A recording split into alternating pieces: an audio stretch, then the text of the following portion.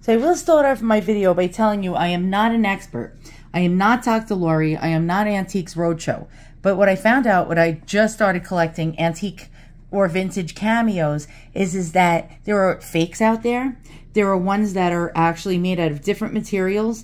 And I found out that the certain type of subject matter, certain type of stone or shell that they're made out of makes them worth more. The age, the size, there's fakes out there, did I mention? And how can you tell the difference between the fakes and the reals and so on and so forth? Okay, I'll show you one example.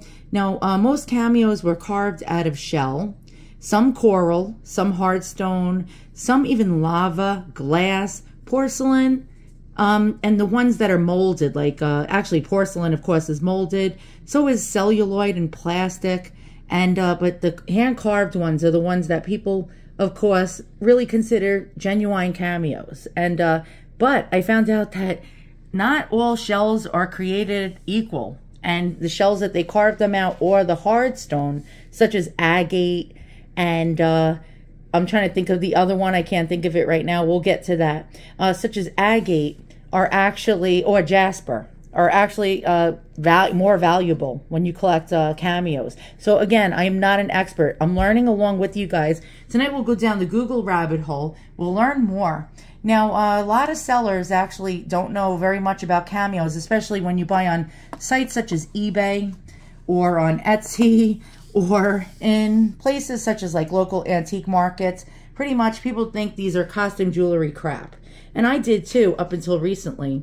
I really started getting into them. Now, number one, how can you tell you have a hand-carved cameo? Because guess what? In the early 20th century, I think from the 30s on, even probably as early as the 20s, they used lasers instead of hand carving. So you had to look really, really close at the cameo, like zoom in there good, and see if you see any striations that repeat itself. Then it was generally done by a laser. Now the ones with the pointier noses, I'll try to find an example. This is my newest one out of all of them.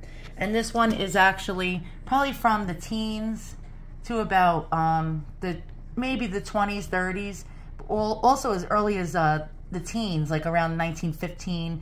So we'll see 1915 to 1930. You'll notice the noses. And I'm going to try to zoom back out because my camera is shit. Look at the nose, and what do you notice about the nose? The nose is pert or turned up at the end. That's another actual clue to give you when checking out cameos and purchasing them.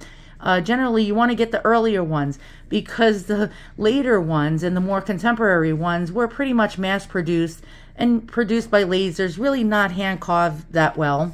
And how can you tell the difference between an older one and a new one? If you hear whining, that's my dog in the background. So the older ones will have a straighter, long nose, pointed downwards, as opposed to your pert nose here of the early 20th century and on. So from the early 20th century on to now, their noses are pert, like so. Now, I don't have one in my collection to show you, but some of the earliest cameos would have had noses that were aquiline, or known as Roman noses. And a Roman nose has a bump in the center, and the tips or the bulbs of their nose would be pointed downwards. This one is generally Victorian. And then again, like I said, when you get in the early 20th century and on up until today, the noses would turn up. So if you had an early one, which I don't have, I have mostly Victorian to early 20th century, you would be able to find a Roman nose. This one is from the 1860s. Look at the nose. The nose actually is almost pointed more downward, the tip of it, as opposed to our later one from the early 20th century. So how do you know if you have a molded one that was molded? Some of them were molded into plastic and celluloid and porcelain and other things like glass. How can you tell you have a genuine shell carving? Now, this isn't always 100% the way to find out, but you'll pick up your cameo. This one is a late Victorian, early 20th century one. And if you look at the back, you'll flip your cameo over, and I'm trying not to drop it or scratch it. And you're going to flip it over and you're going to hold it up to the light. Now, sometimes Even celluloid or plastic ones you can see through, but generally you'll see something glued onto it. So the high relief of the Cameo is a separate piece that's glued on over the other piece of celluloid or plastic or glass or porcelain. So let's go ahead, hold this up to the light. Now you see the profile right through it. That's showing us that we definitely have a real carved shell Cameo. Now again, you need to make sure that the Cameo is actually not one that was placed on something, you know, as you see through it with the light. Like I said, even celluloid or plastic ones, most of them had backings on them. They would have like a metal backing covering the Cameo.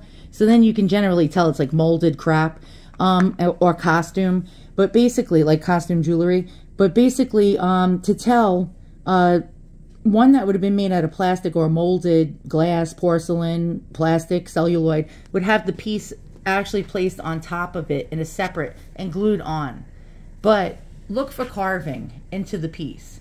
So you can see this is actually, let's look at the profile. You can see that this is actually carved into it. Now, if it was plastic or celluloid or porcelain, that wouldn't be really the case. But porcelain, although it could be molded into one mold and painted different colors like for the background, and then the porcelain piece that comes up would be painted as well. It's very hard, but get in there close and look at the detail. The detail is in everything that can help you figure out whether you have a real or a fake. Now, not all Cameos are correctly identified as Cameos. Like for example, these porcelain ones here are Victorian, 1870s or so, and these are actually sometimes called Cameos because they would have like portraits of women or men on them or scenes. Now, as I delve further into this Cameo collecting, if you're a newbie like me, it's very, very easy to get duped or taken. And I noticed that a lot of sellers don't know much about these things either. So it's not like they're trying to screw you, but unfortunately, they don't know anything about them either. They just think it was something that was in grandma's trunk, and they're selling it to you, you know, as old or the real thing or true. Now, there was many different shells that they used, like something called sardonyx, which was usually like a brownish color. I don't know if this one might be sardonyx. I'm not sure, but this one is my 1860s example, and that looks like sardonyx to me. I could be incorrect. But most of them were made out of helmet shell, which is, this is the most common one. And helmet shell, actually the most greatest carvers who were really good at the trade of carving Cameos, generally wouldn't use this crap. This is considered crap. They would use a hard stone like jasper or agate, or a better material like coral to actually carve their, you know, art into them. So this is like your basic generic Cameo, believe it or not, although you would think this is spectacular if you just began collecting. Now, to a lot of Cameo long-time collectors, to them, this is just your generic, basic type of Cameo. Like these ladies, these Roman or Grecian goddesses, are considered just your average bear. When you really get into collecting, after a while, these classical Roman or Grecian goddesses become boring. Now, when you begin collecting like me, and you're a newbie at it, like you'll find something and you'll be like, oh my God, that is absolutely spectacular.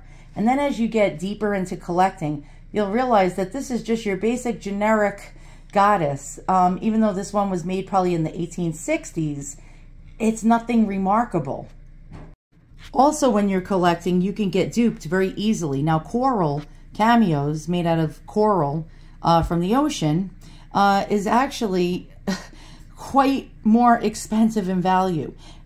So you'll get sellers that either don't know about it or actually will try to dupe you into thinking that this is angel skin. Angel skin is generally coral, and it's like a pinkish color. Sometimes mostly all white as well, with a little hint of pink. Now, this one was sold to me as an angel skin, otherwise known as coral Cameo. I paid with tax and shipping $141, although its value is still there and it's still worth that. I just found out that this is not angel skin coral. This was carved from a conch shell.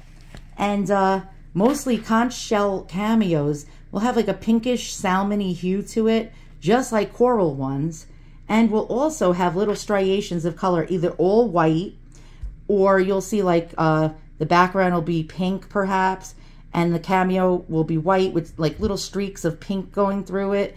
And a lot of times people think that this is angel skin. Well, how did I find out that it wasn't? Let's go see.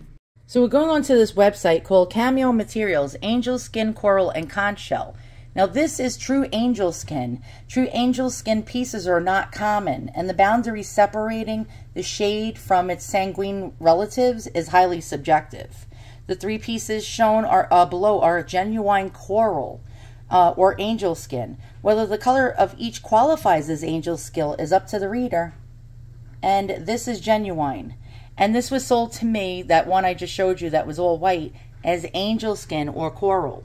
And apparently, a lot of sellers, you know, the temptation is there to sell it as angel skin. This is what coral actually looks like. Now, it actually can be in lighter shades, as you can see above here, from deeper pink to almost like a reddish pink. But this is the real deal right here. So, yeah, you might get duped. And it's very easy if you're just starting out collecting. You might get duped. And it's really an expensive hobby when you get the real high quality materials. Now, coral is considered a hard skin or a hard like stone type of material. Cameos that are made out of hard stone are generally worth a lot more. So for example, most conch, now this is a conch shell, and if you notice, the interior of it is pink and white. So most conch shells are carved with a white figure or seen on a pink ground. But shells can be so large and thick, it is also possible to cut out sections that can be used in reverse with the white layer for foreground. Like, you know, sometimes you'll see like different like whites and pinks like that. These layers of color are the hallmark of conch. Interesting. Now here's the back of one, and unfortunately a lot of coral ones have a little bit of different color hues going through it too, so it's very hard to figure out what is what. So the higher value placed on coral easily leads us into temptation and to believing that a piece is is coral, and sadly it's conch. Like most coral cameos, conch pieces are usually fairly thick and generally flat on back, although some are naturally a bit rippled. Both are nearly opaque, meaning that you really can't see through them, like I just showed you with the helmet shell. And there again, you see like how it's rippled. And yeah, it's really hard to tell between that and the real deal. So as you can see in this above photo here, showing the interior of the conch shell, the inner layer may have a high degree of variation and fluctuations. So like you can see that there with the color fluctuations. You can see that on the right side of this one. That's really, really hard to figure out what is what. So here's another example of conch shell, and a lot of people would think this is angel skin. And here is another one that's mistaken for angel skin or coral. It says, because particularly from the front, you think that it would be coral, but look at the back. The back tells a different story. Now, the conch shell actually, if you notice the high relief, and when I say high relief, you see how she's popping out of the cameo? Basically, the thickness of conch allows for a much higher relief that then could be achieved with a helmet shell. And here's an example of a helmet shell. They weren't always carnelian color or cornelian color like this one. They came in various shades. So in this article, it's saying the more solid white of the back further confirms the layered nature of the piece. The side view clinches the matter. This piece is a conch shell. Well, I wouldn't freaking know. Here's a conch shell. And this is actually, it flipped. And on the other side of the conch, you can see the different various colors of the pinks and the whites. Oh my goodness. In the example to the left, the conch shell carving goes from white to pink and then back to white. Now, it's so easy to get duped. I'm going to show you how easy it is to get duped. So let's take a look at this. Okay, so on the left here, we have, this is a genuine angel skin or coral bracelet. But this one is conch shell. and it's very, very easy to get duped. Here's a close-up of the conch versions, and you'll see striations, which is like sort of a dead giveaway that it's conch. So the slightly purplish shade of pink identifies the beads right here as conch. So like the beads above with the striations that you see here, it actually, see right on the back, it's being like this particular piece was offered for sale as coral. Turns out it's not, it's conch. And so the delineated strata right here show that it is shell. So as you can see, you see how easy it is to be duped. So here's an example similar to mine with the conch shell, and this is showing you conch shell. Now again, conch shell is less likely to be curved like angel skin, and you can see here closer inspection reveals several features that identify it as shell. Visible on the front are the darker, nearer parallel lines seen on conch pieces, while on the photograph of the front of the Cameo appears to be a yellowish shade with tinges of orange. The back shows unmistakably, here, actually, this is the back. The back shows unmistakably as conch shell, pink and white. The saddle shape of the bezel gives the final photographic clue. And there you go. Yeah, it's slightly curved. Now, not all of these conch versions were in pink. Some of them were all white. So some conch shells can be all white, like this one here, and like mine. Now, if this seller didn't say that this was molded, you would probably not know the difference. You would think this is a real, if you're just starting out, you would think this is a real Cameo. And let's check it out. What makes this? Now, they're saying this is painted glass. It actually could be painted glass or it could be celluloid. It's very hard to tell from the pictures. But if you look, I mean, this looks really good. And you would be really fooled. And generally, on the back, that's a dead giveaway that it's a fake. Because real Cameos generally don't have these backings on them. You could see a peek of what's behind there. But if you look at the side view, you can really see problems here. And that's telling me that it's probably celluloid, or it's probably like some kind of molded, blown plastic. Now also, if you look closely, there's actually no signs of carving. No signs whatsoever of it carved into this background. You can see it's even painted along these edges. And so that this piece was actually placed and glued onto a background. And you can also see that, you see it's separated from the background here, and it was like most likely glued on. Now we were going over angel skin, and what do we see here? We see something that's very pink, right? And you're like, oh my God, that was only $50. I have to buy it because it's a angel skin Cameo. But let's check it out. Upon further inspection, this is actually glass, molded glass. And that's insane. Let's check out the back. And aha, the back is hidden. And generally those ones that are molded have a hidden back. Now, while this is actually really quite nice and made about 1910, 1920, it's a really good example to actually buy for really cheap because it's quite pretty, but it's just not valuable. Now I'm going to show you some real expensive. Now, the collection I have is considered sort of shitty. Believe it or not, like I thought I had a fabulous collection, and it turned out that I don't.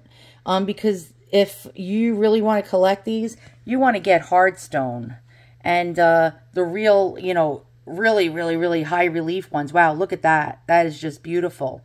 This is 18 karat gold. Now this is a real Cameo, like one that is actually early Victorian. And here's another example of one that you would like to actually add to your collection, because look at that high relief and look at the gorgeousness to it. Now, also, it is just a generic goddess.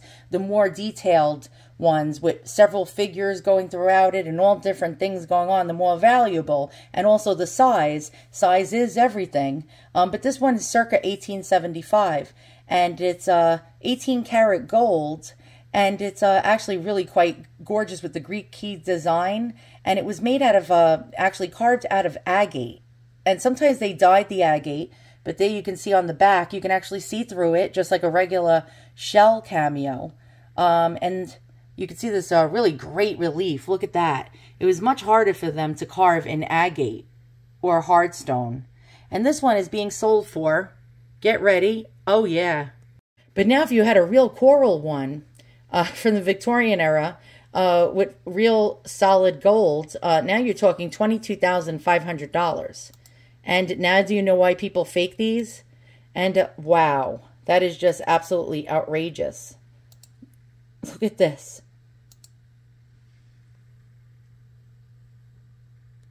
You can see the heavy-duty carving on this one. And the beads are made out of rock crystal. This is actually faceted rock crystal. It's not plastic beads from the 1930s. It's actually the real freaking deal of, it's like crystal, faceted crystal. And look at the gold beads in between each bead. Now we got some really amazing ones, like such as ones like Medusa. And look at the relief. Look how outrageous that is, how it's coming out. Look how much it's coming out. That's just insane. And yet we have another one. And these are the ones you want to go after. Even though this is helmet shell and it's not hardstone, look at the intricate carving. Just absolutely amazing. And yeah, that's the one you want to go for. Not the crap that's in my collection. This is just amazing. I'm trying to find some values on these ones. Now, here's other ones that you're going to want to look for. It's like scenes with the full figures in them. Those are generally worth a lot more. And look at this one. Holy shiz. That is just beautiful. And but wait, there's more. And yes, those are the type of cameos. And this one too, you're going to want to go after. Record auction prices. Yes. And so if you're collecting cameos seriously, you're going to want to look for pieces like these. Yes, these ones. Not the type that are in my collection. So if you're getting started, these are the type of ones to stay away from.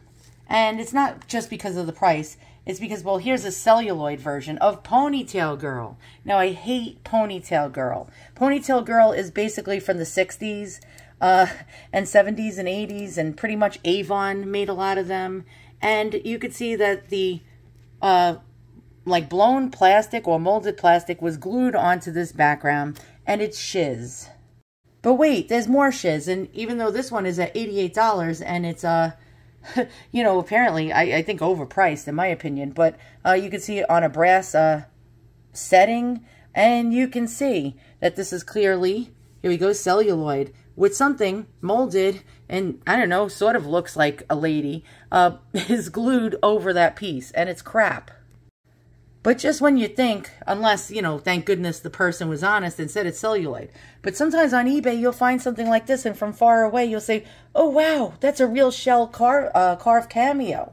And no, it's not. It's celluloid. And let's check it out. Celluloid is like a form of plastic, an early form of plastic. But thank goodness we have that back that's covered with metal. So it can help you figure out, by the way, you can see that celluloid sandwiched in between the little prong. And that'll help you not get one of these. And yeah, here's another one. And again, the person was honest and said celluloid. But sometimes, you know, newbies, like especially people like me, will come across this and say, oh, wow, it's a hand-carved shell. But you see the back is covered, and that's a good thing. Because now we can tell that this is plastic, and you can see it's not even carved. You can see it's actually part of a mold, blown into one piece, not even glued on, but blown into one piece and just painted.